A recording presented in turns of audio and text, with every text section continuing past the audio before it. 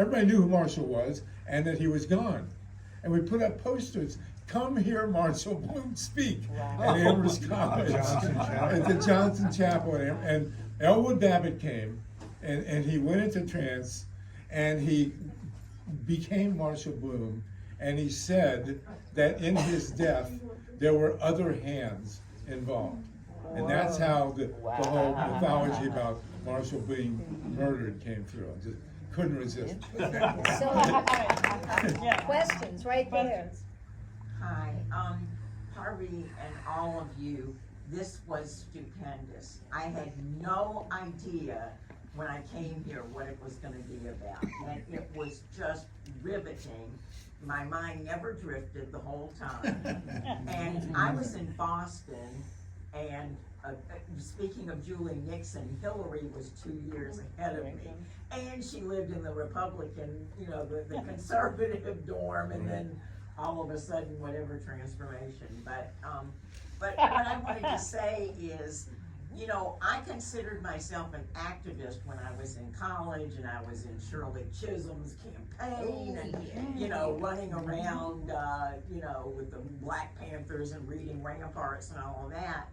And what I wanted to say is, then I ended up going to med school, and this is an era that I never knew about this, huge concert that you had at Madison Square Garden and all of that. And so my point is, this is historically important, not just the commune part, but the nascence of the anti-nuclear. It's a fantastic film, and it deserves an Oscar for the Larry, Right there. Larry, did you come to Johnson Chapel to hear Marshall Bloom speak through Elwood Babbitt? I wasn't there. No, I was living in Greenfield at the time. I missed it, but I just wanted to congratulate you on a very successful narrative. It begins with liberation in the beginning: political liberation, economic liberation, and social, personal liberation. And Marshall's a perfect symbol for it because he was such a charismatic person. And you knew Marshall. Well, I knew Marshall. You knew Marshall at Amherst. And then, when Marshall dies, the movie goes into the effects of liberation and the way in which trying to live a liberated life is so difficult. And what's so wonderful is the people are so articulate. They're thinking about what they're doing, but they're also living it beyond that realm of I just think and I tell other people what to do. They're having thoughts about what they're doing, and it's kind of good, it's kind of bad, I'm kind of pissed, I'm kind of excited. And then we move through that, and that spirit comes up again with Sam and with the tower, and and again it's like liberation in a political way. It's very satisfying as a viewer to go from where we started to come back to that. That we're not just wandering around in the farm, but it's become something else. The farm has revealed the negative effect of nuclear power, and then it becomes like Star Time with James Taylor and Crosby, Stills and Nash, the whole thing. It's way beyond the farm. It's become again showbiz time, and then that just sort of ends, and we go back to thinking about personal life. And there's something kind of hollow about all that big focus on no nukes, and then no nukes has sort of no answer to it. So it's good to have you here, Harvey. And here we are in LA. We're trying to do it here. We're trying to do it in LA and everywhere else. But as a narrative, it's very, very fulfilling. I mean, you come out of it and you go, I went on a trip and I learned something from the end of it, and I'm left thinking about, but what do I do about all that? So we make LA. Plus the use of the animation was we make LA Solartopia. But we turn LA into a solar power. It really was supposed to be and to follow this one individual, this communal experience, and see where it led. And I think you follow that narrative very well. I think another aspect of that narrative was how it began. It begins with this explosion at LNS and with the heist and the raid and all that. And it goes on to explore the dynamics in the Clamshell Alliance, which became another thing that blew up. And it blew up in a very, both Slogo and I were at all these meetings in different capacities, and it was very clear that we had all these people, it was still being run by consensus. Wow. You know, from a small group to like thousands of people expected. And when we had that deal offer, we knew it was breaking all the protocols and everything about the clamshell, and the organization would probably die, but it was gonna die anyway. That was sort of the decision. And, you know, ultimately these things have a life, they reach a point, and that's that. And again, I don't know if we had an intuition that going with the Muse concerts, as beneficial as it was, would have the same kind of consequences to the group. And maybe we figured in retrospect that there's only so much, like I say, everything has a life, and everything has so it was miraculous that we put aside whatever differences there were. I mean, that's sort of a message also, is that even though people have different conceptions and different stuff and went a different way, we're all, or most of us, are pretty tight. Right. This is very wonderful, by the way, Kat. That was one thing I always want to say when we harken back to the origins, going from LNS to the farm. Thank you, J. Edgar Hoover. I just love to say that. I chicken in every pot.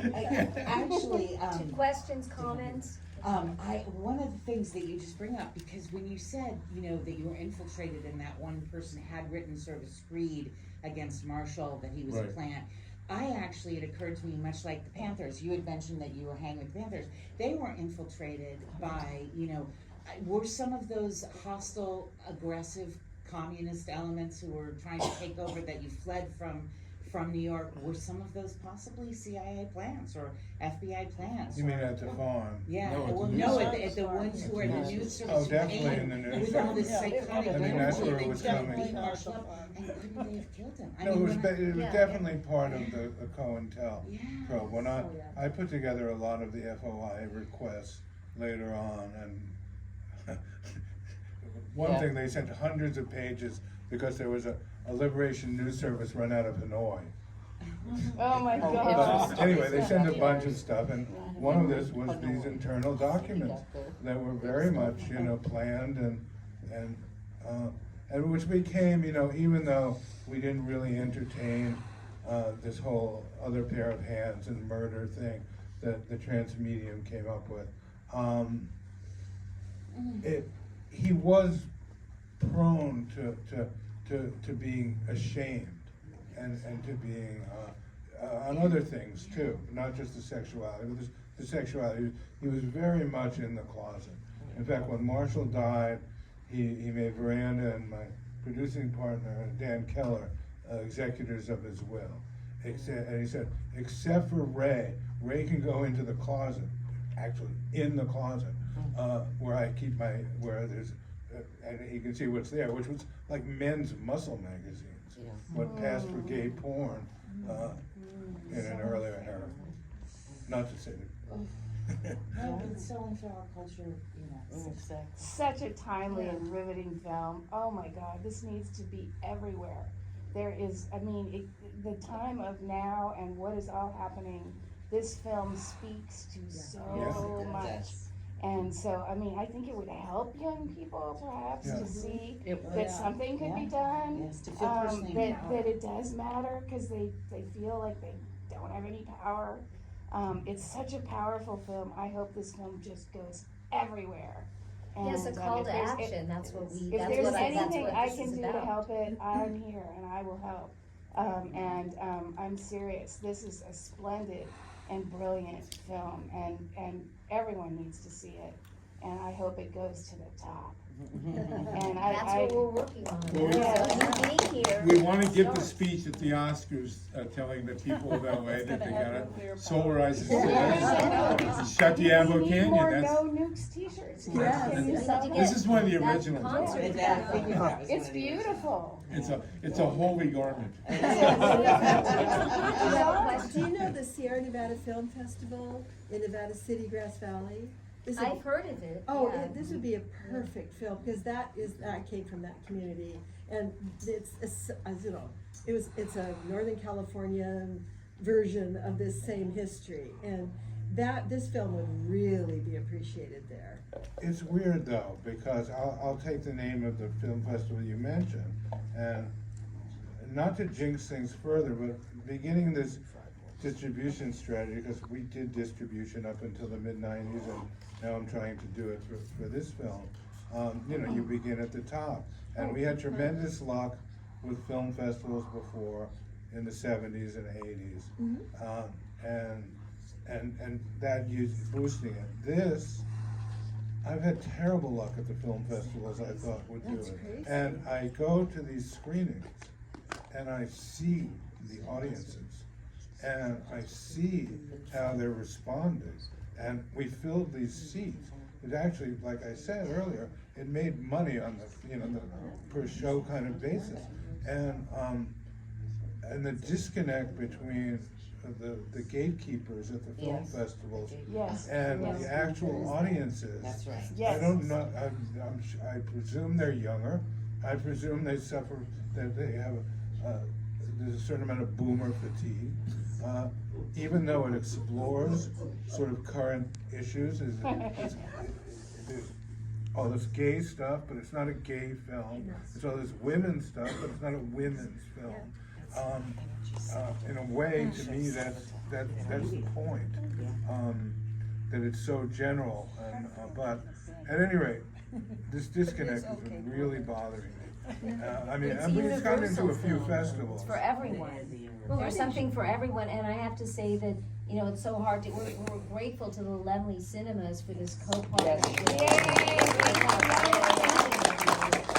Because it's And we're hard to grateful get to people CAP. in LA, it's hard to get people in LA to go out to the movies. You think, you know, it's a movie town, but it's streaming really is, you know, that's where it is, and so that's really where I think There's this nothing like a belongs to. theater. Yeah. And the communal Yeah, experience reflects the communal experience. And the film looks different Yeah. on the big screen. Oh, It looks so yes. much better. Yeah. I saw it at Right. home, you know, that Yeah, Charles it depends sent what it you're to watching me. It on. looks totally different. Yeah. The woman in black, yes, that's you. And sorry about the seat mess up earlier. Yeah, We're fine, it's good. Question, I lived communally, for, almost 10 years. And I was just wondering logistically, maybe it's different because our community didn't have drugs, so that can be helpful. But I was just wondering if logistically, I'm always interested in communities, how they deal with conflict resolution. And I was just wondering if there was anything you might say about that. Yes, that's Yeah, actually. we were lucky enough to have a professional come in when the conflicts got too hot. When, We also had shock therapy, but that's another story. One of the things that really upset me at the farm was that there was no process, there was no conflict resolution, even though at Seabrook, there was a really good process. But at Montague Farm itself, there wasn't, and I would always say to my husband, you know what, why don't people talk about this? You know, there was all this kind of talking behind people's back and rumors, and you know, there was this undercurrent of conflict.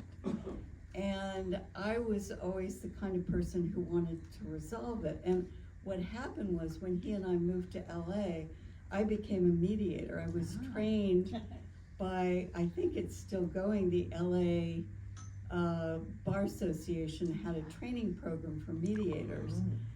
And I took like 70 hours of training with them and became a professional mediator. Wow. So at our, I can't remember what 25th. reunion. 25th. What, at the 25th reunion, there was a huge conflict between a couple of factions. I don't know if I should go into it. In Yeah, the it's farm. pretty, but you know, basically, people who had left and were no longer there, and a few people who were living at the farm versus new people who had come. Right. And so we formed in the barn a huge circle, and in the middle, we put the two kind of main people who were having a conflict. And myself and a couple of other mediators from Greenfield who I had trained came in and tried to resolve things. And I think it did helped somewhat, but it was a very interesting experience, especially for the young people there. Yeah. It was the story, it's sort of the story of the farm, because we had these meetings over like 2 or 3 days with Judy and people, and dramatic and giant pieces of white paper with things written on them. And we reached some agreement, but when it went around in writing, I think it was Stevie who started over, Sam, didn't sign the thing. Right. You know, and that's how it was at the farm. And that's why we didn't have many meetings. Well, there's Because one when we other had meetings, dimension. no one listened anyway. There's one dimension that wasn't much in the film, but I don't know what effect it had, but we were all smoking pot. And I don't know if, you know, as a media, I don't know. What? Do you think, Also, do you what? think the pot helped or hurt? I Oh, don't know. yeah, I was Who gonna, remembers, but you know. No, we were pretty functional. We were pretty functional. Myself, I was very functional on Lillian there. my neighbor. Question, there is this concept that Hamlet is the perfect play for the 20th century because it is so psychological and, you know, all this Freudian stuff. And the perfect play for the 21st century is King Lear, because it's nihilistic. And I look at young people today, and my world revolves around young people. There is this idea that they have that they don't have to vote, they can't do anything, they're not gonna change anything. They need to see this film. yeah, sure. College Because campus. they need to see that young people could bring corporations and a president down. Yes, They could, Revolution. and they can, and they need to know that. yeah. You know, you bring up about Shakespeare too. I wanted to ask the footage in there, just to get back to Oh, the I film. love that.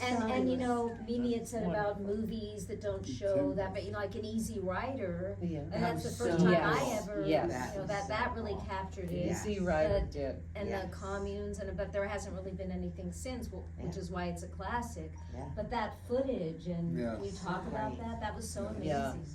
Well, we were very lucky because I had worked on it, just taking sound or something on one day on that film, the filming of The Tempest, which became a film called The Stuff of Dreams. And it was created by John Scagliotti, who produced before Stonewall, after Stonewall, a few other films on gay topics and other things. And Alan Dater, filmmaker, who lives up in Marlboro. And they put together this film, and they filmed the whole making of The Tempest. It was a complete film, and then they had some falling out. It never got released. But I remembered it because I'd worked on it, I had seen it finished, and I had Alan dig me up a 16 millimeter print and transferred it to video. And just realized that this would incorporate the story, because the story really, that was in my mind about this film is, you know, this explosion happens, this political stuff, these two communes start, and you follow the nuclear threat, because we had done so much filming on the subject, not really realizing we were filming ourselves so much, but just what we were doing.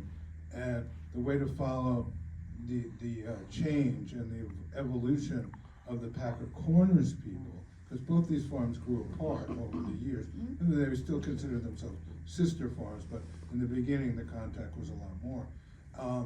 Express that same stuff through theater and books, and we, you know, we always used to call them, let's go up to paradise, you know, because it was very nice up there. Yeah, beautiful.